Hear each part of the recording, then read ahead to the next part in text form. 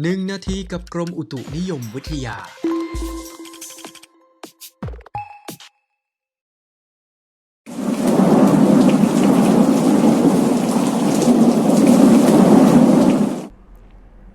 สวัสดีครับ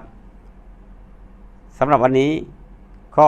ต่อกันจากคลิปที่แล้วนะครับเรื่องของพายุหมุนเขตร้อน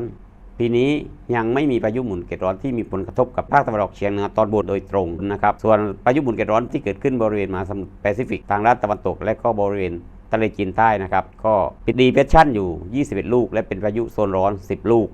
นะครับสำหรับพายุหมุนเขตร้อนนะครับปีนี้ที่เคลื่อนเข้ามาและมีผลกับประเทศไทยก็คือพายุวิภาซึ่งก่อตัวเป็นพายุโซนร้อนเมื่อวันที่30จนถึงวันที่3สิงหาคมนะครับแล้วก็เคลื่อนผ่านเวียดนามผ่านลาวผ่านไปทางภาคเหนือของประเทศไทยทำให้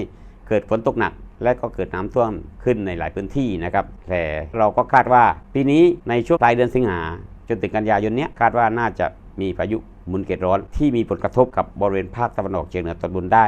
ดังนั้นนะครับก็ขอฝากเตือนพ่อแม่พี่น้องประชาชนทุกท่านนะครับเตรียมป้องกันรับมือกับภาวะฝนตกหนักและก็ฝนตกต่อเนื่องในบริเวณภาคตะวันออกเฉียงเหนือตอนบนนะครับแล้วก็ฝากให้ติดตามข่าวพยากรณ์อากาศจากกรมอุตุนิยมวิทยาอย่างต่อเนื่องสำหรับวันนี้สวัสดีครับอุตุนิยมวิทยายุคใหม่แจ้งข่าวฉับไวใส่ใจปวงชน